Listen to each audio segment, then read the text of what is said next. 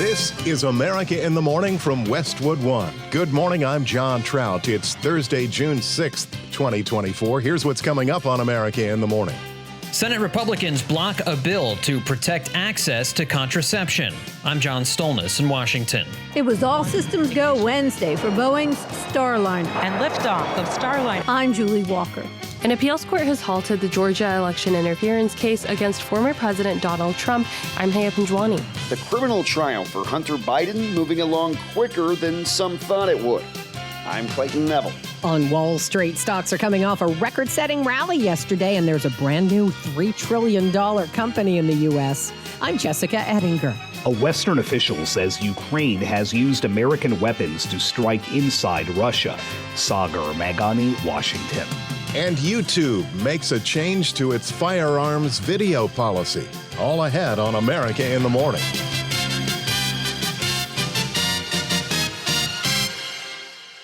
Senate Republicans block a vote brought by Democrats that aim to ensure all Americans have the right to access contraception, calling it a political stunt. John Stolnis has more from Washington.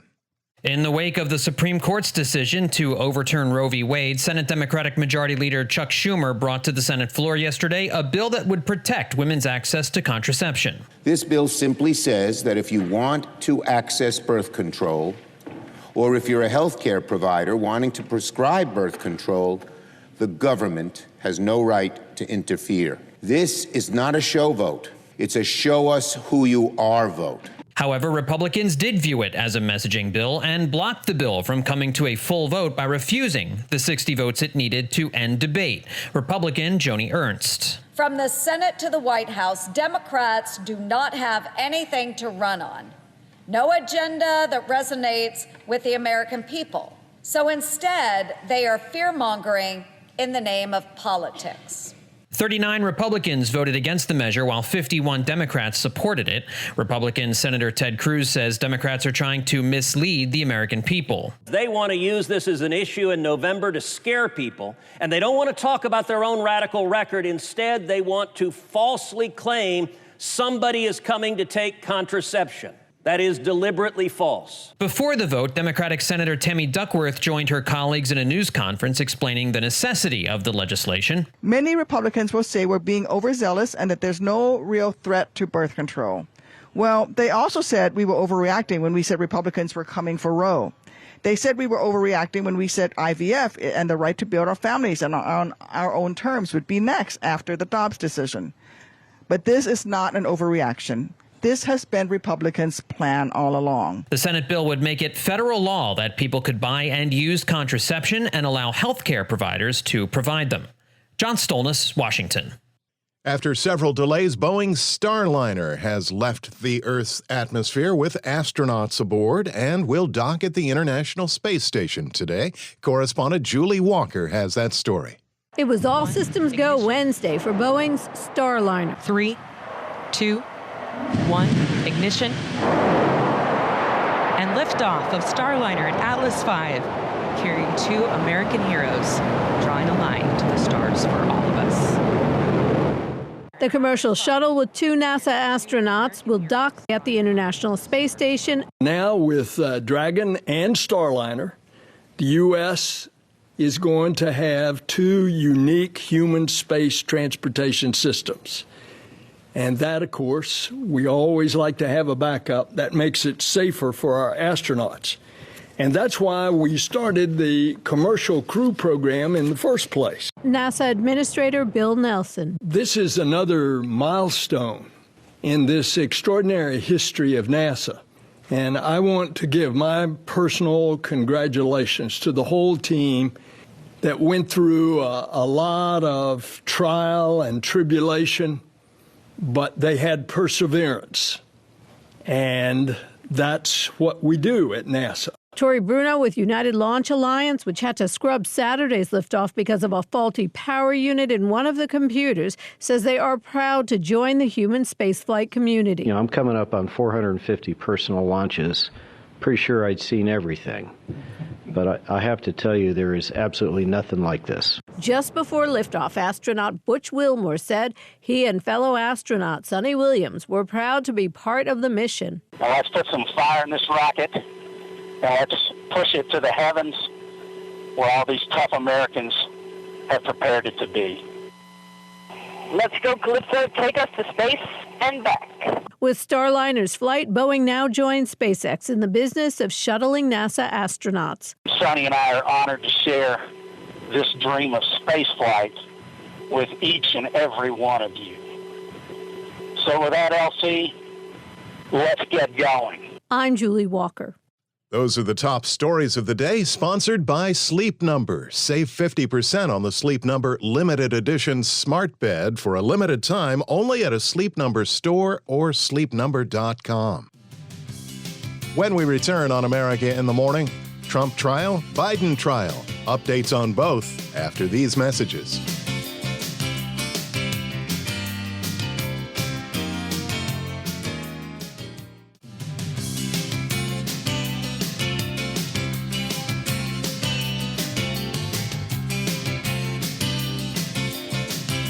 Welcome back. You're with America in the Morning. An update on today's forecast, but first, how yesterday impacted today with AccuWeather.com meteorologist LaTroy Thornton. A disturbance with its origins in southern Canada was able to produce thunderstorms that spawned some likely tornadoes from West Virginia into Maryland Thursday evening, including some reports of damage from the Baltimore metropolitan area as a warm front tracked northward through the region.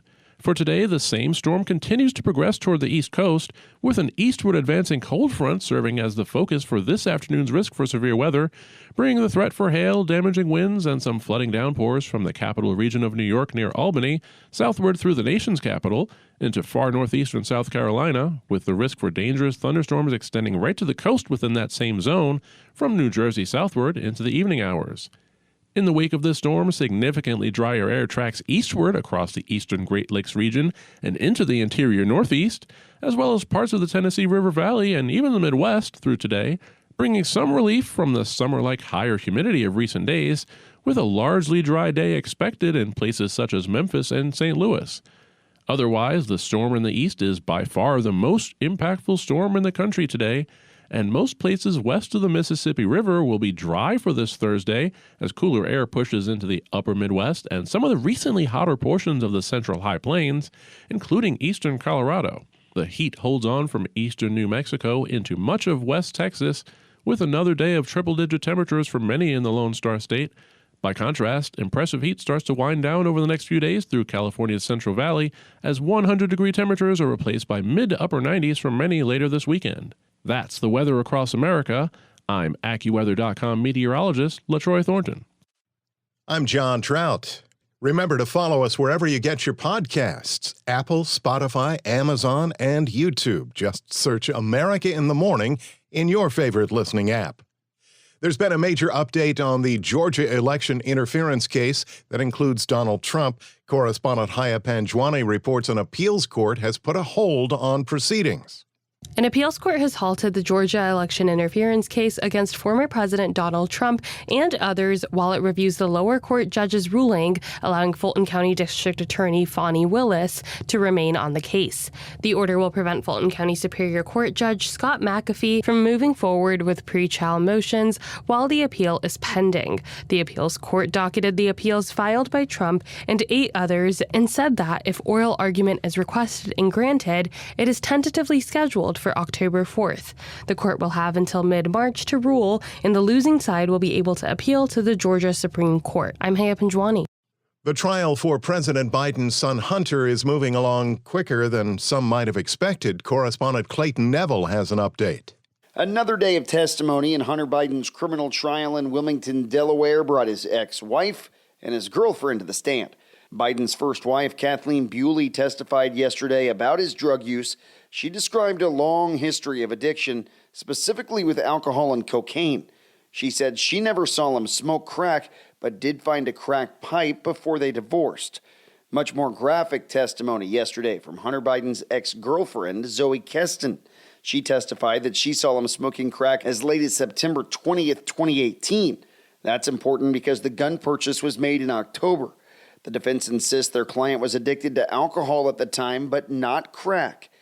Keston described seeing Biden smoke crack frequently, though. In fact, she said it was as often as every 20 minutes. In other testimony, the clerk of the Delaware gun store tied up in the case said he watched Biden check boxes indicating that he was not on drugs, and he said there didn't seem to be any confusion. Prosecutors told the judge they anticipate resting their case by the end of the day today. If that happens, the defense could get the case before the end of this week. I'm Clayton Neville. Billionaires betting on the next president? When America in the Morning continues after these messages.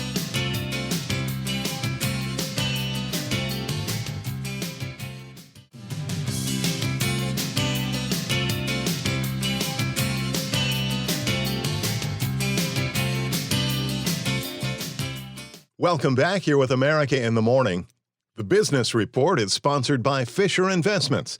Fisher Investments is a fiduciary, always putting clients' interests first. Learn more at FisherInvestments.com. The Thursday Report with CNBC's Jessica Ettinger. Wall Street opens this morning with the S&P 500 index and the NASDAQ at fresh record highs. We got the benefit from this big pullback in Treasury yields. It seems like private sector payrolls from ADP was roughly in the zone of saying the economy's okay. Until proven otherwise, right. It's a bull market. CNBC's Mike Santoli. NVIDIA with a $3 trillion market value for the very first time. The AI chip maker is the second most valuable company now in the world after Microsoft, surpassing Apple. If you're designing the perfect momentum company from scratch, NVIDIA would be it. There you've got a great story, a CEO who sticks to the story, no distractions, and you've got a market that contributes to the mix. You're seeing one of the great momentum plays of all time playing out in front of you. NYU finance professor Aswath Damodaran on CNBC. American Airlines offering flight attendants 17% raises immediately as contract talks drag on. A strike there has been looming. Boeing shares ticked higher on a successful Starliner launch yesterday after 2 postponements. But its CEO is preparing to testify in a Senate hearing that's scheduled now for June 18th about production issues at the company. Private U.S. companies added 152,000 jobs in May, according to ADP. Solid, but fewer than expected. The Labor Department's May jobs report, that includes government hiring, that'll be out tomorrow morning, 8:30 Eastern. It's likely to move the markets. The presidential race is upon us. Where are those billionaire dollars going? Well, President Biden's campaign has raised more money from people of all income levels. GOP presidential hopeful Donald Trump is being backed by more of the ultra-wealthy, the billionaires, as the corporate tax cuts that were passed in the Trump presidency, those are set to sunset next year. And many Democrats say a second Biden administration would tap more corporations to help ease the budget deficit. A number of billionaires who swore never Trump have come back to him. Now there's a lot of worry about the corporate tax rate, about regulation. Trump has the fundraising edge when it comes to campaign donations from the billionaires. So we had Open Secrets crunch some of the data for us. And so far this election cycle, Trump and the Republican National Committee have raised more than $42 million from wealthy mega donors. That compares to about $35.5 million for Biden and the Democrats. CNBC's Megan Casella.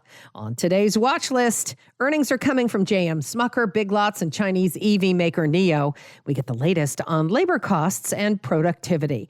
We also find out how many people applied for unemployment benefits last week. All right, thank you. CNBC's Jessica Ettinger. An about face from YouTube over firearm videos. When America in the Morning continues after these messages.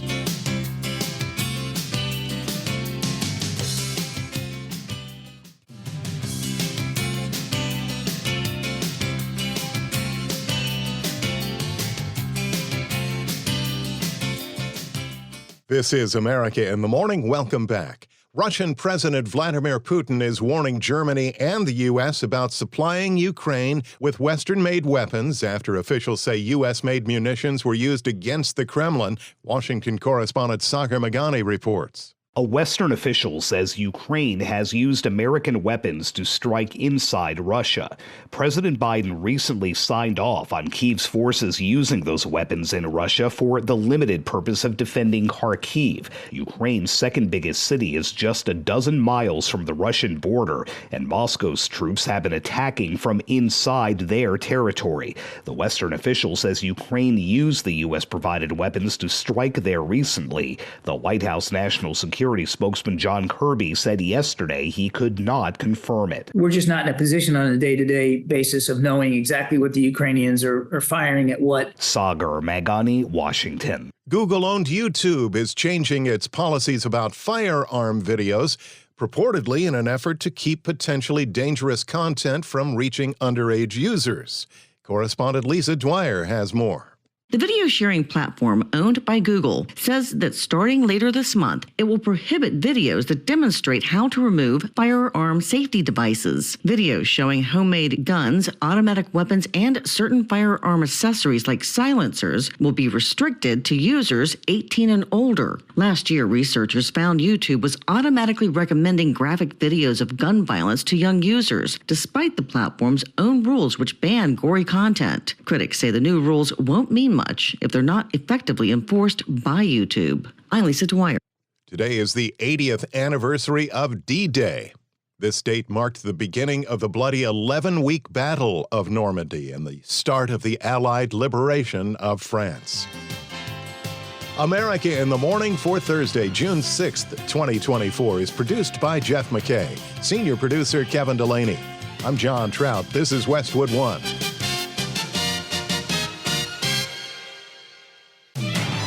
This is America in the Morning from Westwood One. I'm John Trout. Coming up this half hour.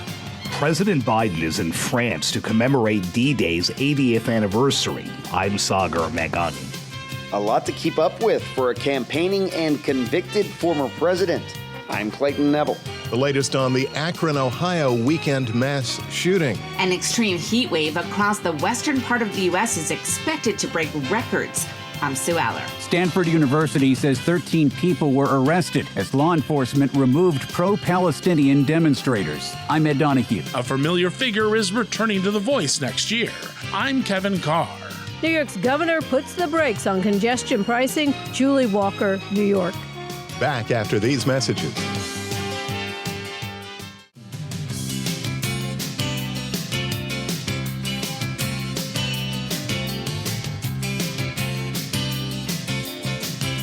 This is America in the Morning. Welcome back. Let's find out where some rain-free areas of the nation will be today with AccuWeather.com meteorologist LaTroy Thornton. Many locations to the west of the Mississippi River will be dry today, with cooler, drier air reaching parts of the Midwest and some parts of the Central High Plains, including eastern Colorado, that have had some impressive heat at times this week.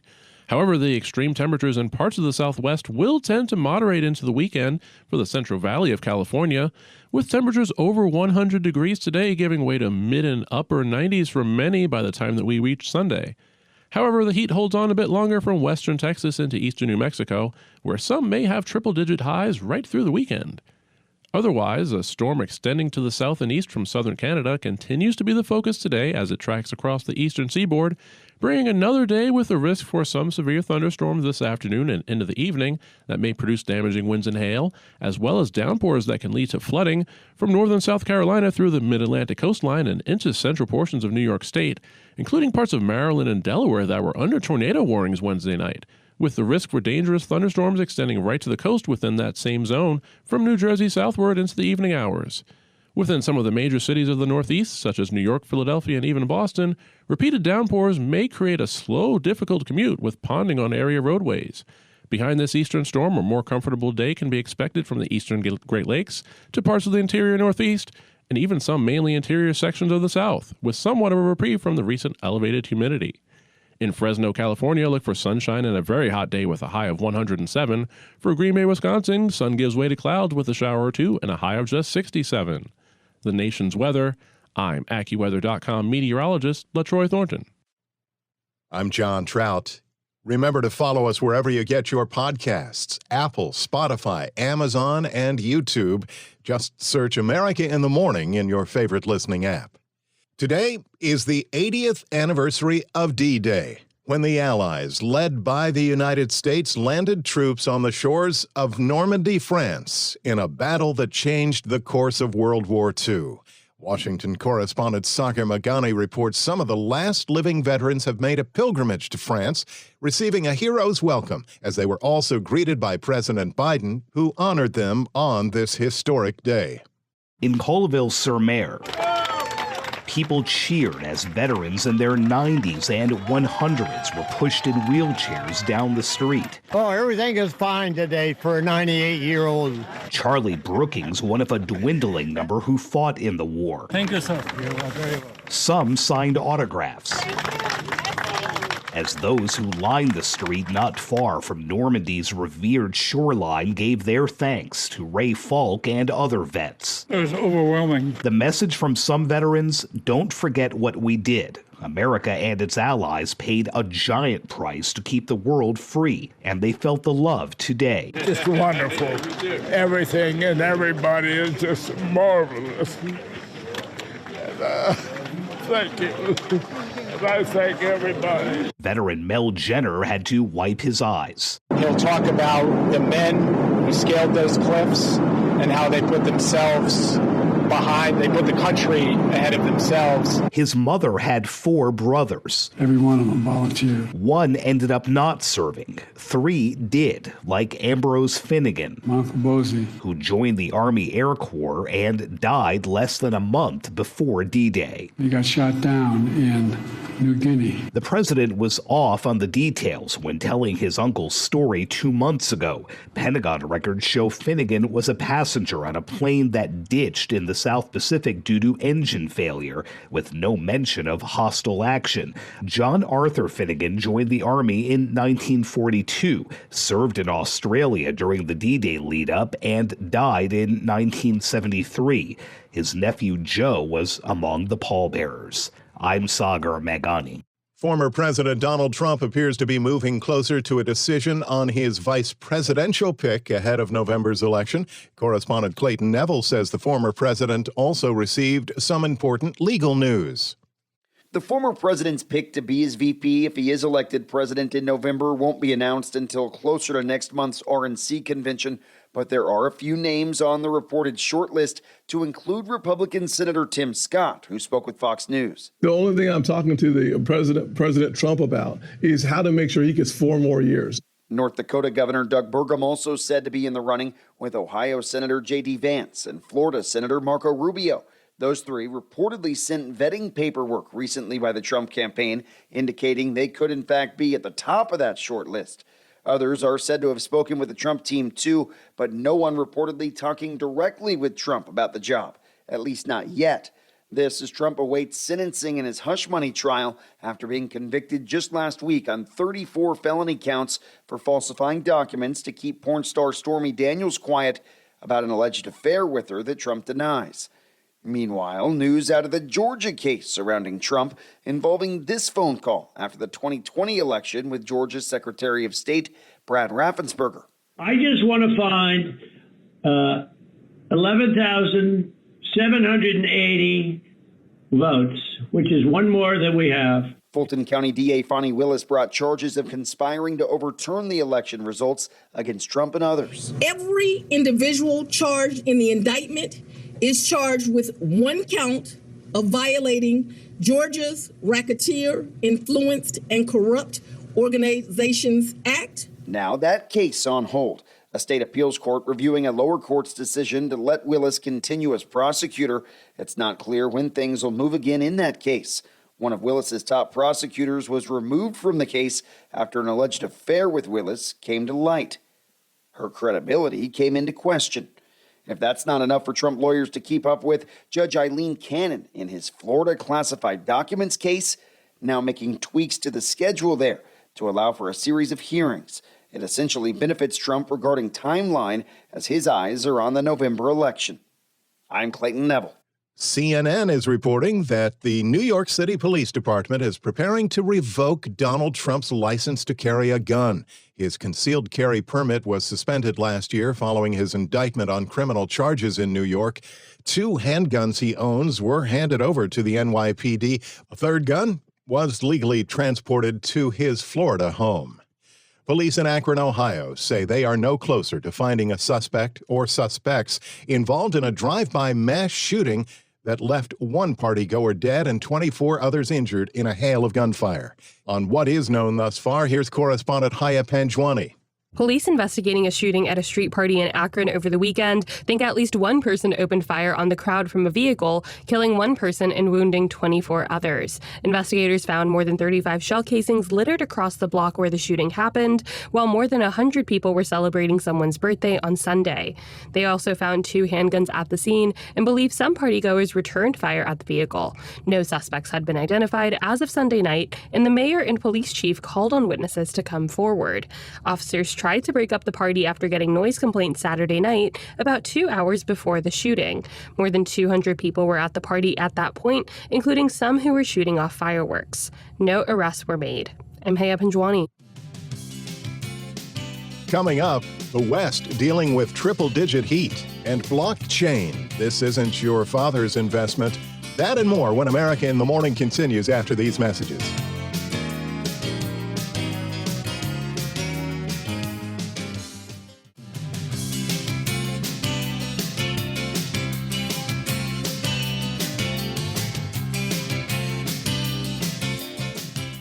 Welcome back. You're with America in the Morning. I'm John Trout.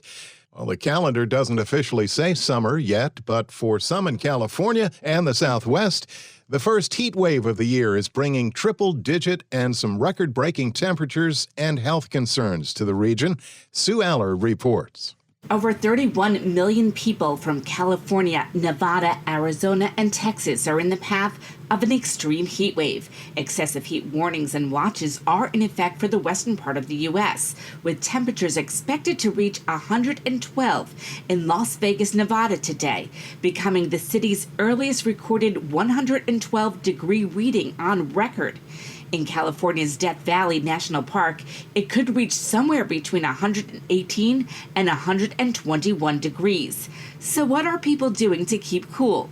Richard Fridas and Richie Romanos both spoke to NBC Bay Area News. Definitely stay hydrated and stay in the shade. I mean, get out of the sun.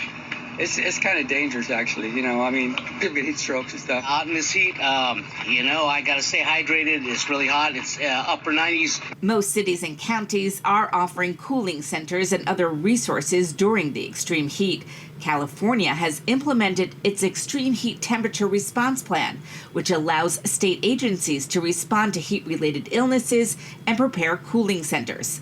Experts say you should stay hydrated, drink plenty of water even if you don't feel thirsty, limit outdoor activity, stay cool by using air conditioning and fans, and take cold showers and baths. I'm Sue Aller. Pro-Palestinian protests have halted for now at the University of Pittsburgh after they turned violent and property was damaged.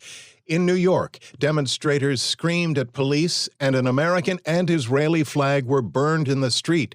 As Ed Donahue reports, things also got out of hand at Stanford University, where there were more than a dozen arrested after protesters took over the office of the school president.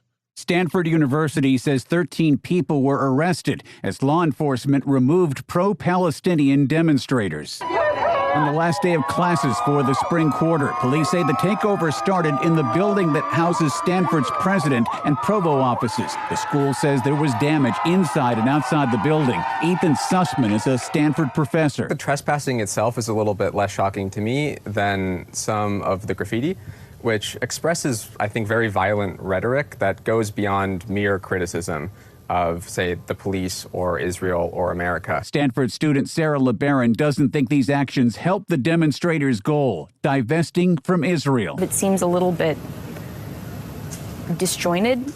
This seems like an action that's done out of frustration rather than an action that's done out of purpose. The university says students taking part in the demonstration would be immediately suspended, and any seniors would not be allowed to graduate. I'm Ed Donahue. Alabama authorities are dealing with an outburst of violence in Montgomery where 3 people were shot and killed in a small grocery store during a robbery. 2 people who died were the brother and nephew of the store's owner. Police in Alabama's capital city say there's been a spate of robberies targeting Hispanic-owned businesses. No details were released about the gunman. America in the Morning continues. Tech-savvy investors are ready for blockchain trading and banking, but financial institutions are dragging their feet.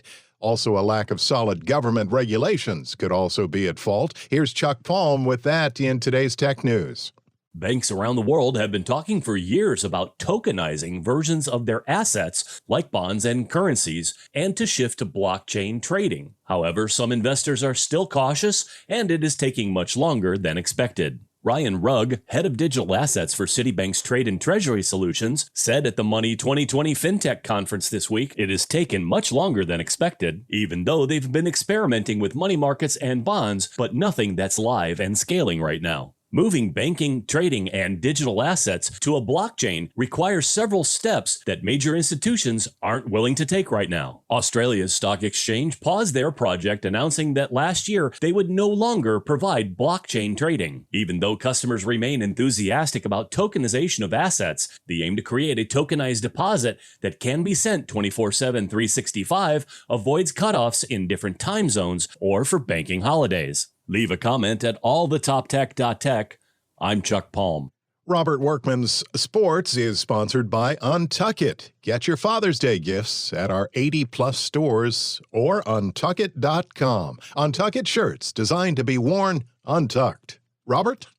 Baseball Wednesday, the Red Sox routed the Braves 9-0. Nick Pivetta and company allowing just 1 hit, a 4th-inning single by Austin Riley, while Rafael Devers launched 2 balls over the Green Monster. Phillies blanked the Brewers 2-0. Aaron Nola in the Big Easy with a 3-hitter. Rangers trounced the Tigers 9-1. Jose Urena opened the game with 6 perfect innings. A's nipped the Mariners 2-1. Joey Estes retired the first 18 batters he faced. You kind of know what's happening, but nothing changes, you know? We're still out there on the strike zone, and it's the same game. Elsewhere, the Pirates down the Dodgers. Paul Skeens fanned 8, including Shohei Ohtani in the first inning. Next time up, Ohtani took him deep to center. Yankees won their 7th in a row. Aaron Judge drove in 5. Mike Tauchman's leadoff homer in the bottom of the 9th gave the Cubs the win over the White Sox, who have now lost 13 straight. Reds scored 6 times in the 9th, capped by Jonathan India's grand slam as they top the Rockies. Giants snap a 6-game slide with a win over the Diamondbacks. Wilmer Flores with a granny. Mets, Cardinals, Blue Jays, Rays, and Angels win. Royals and Guardians rained out. They'll make it up in August. Oklahoma is 1 win away from a 4th consecutive Women's College World Series title. The Sooners belted 3 home runs to beat number 1 Texas 8-3 in the opening game of the best-of-3 final. The NBA Finals between the Mavericks and the Celtics begin tonight in Boston, while in Paris, upsets in the women's quarterfinals at the French Open. 2-seed Arina Sabalenka and 4-seed Elena Rybakina both taken out. 17-year-old Russian Mira Andreeva becomes the youngest Grand Slam semifinalist this century as she meets 12-seed Jasmine Paolini of Italy today. The other semifinal features top seed and defending champ Iga Swiatek and 3-seed Coco Gauff. The young American is also a semifinalist in the women's doubles. That's Thursday Sports. Thank you, sir. $15 to drive into Manhattan? Think again when America in the Morning continues after these messages.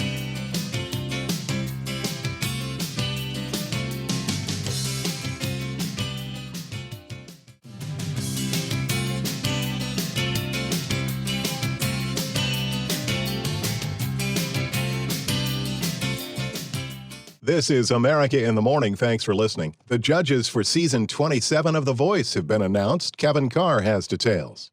The popular singing competition The Voice is getting a blast from the past. Yeah, we're back. We're coming back. I'm coming back, is what I mean. On Wednesday, NBC announced that original coach Adam Levine is coming back to his red chair. He will serve again as a judge for season 27, which will air in 2025. The 45-year-old Maroon 5 frontman appeared as a coach in the first season in 2012 alongside Blake Shelton, Christina Aguilera, and CeeLo Green. Season 27, yes, I'm coming back. I'm so excited. I cannot wait. I'm well rested. I'm ready to go. Levine was coach on The Voice for 16 seasons before leaving in 2019. During his time on the show, 3 of his artists won, and he's excited to return. I'm a little nervous. I'm not nervous, but I'm so excited, and it's going to be great, and I can't wait. It's going to be awesome. Let's go. Another new coach is also taking the stage for season 27. Kelsey Ballerini! Hi, guys. How are you? Kelsey Ballerini, who previously served as a battle advisor in season 16, will also take a red chair. John Legend and Michael Bublé will round out that season's panel of coaches. There is no premiere date yet for season 27 aside from the 2025 timeframe.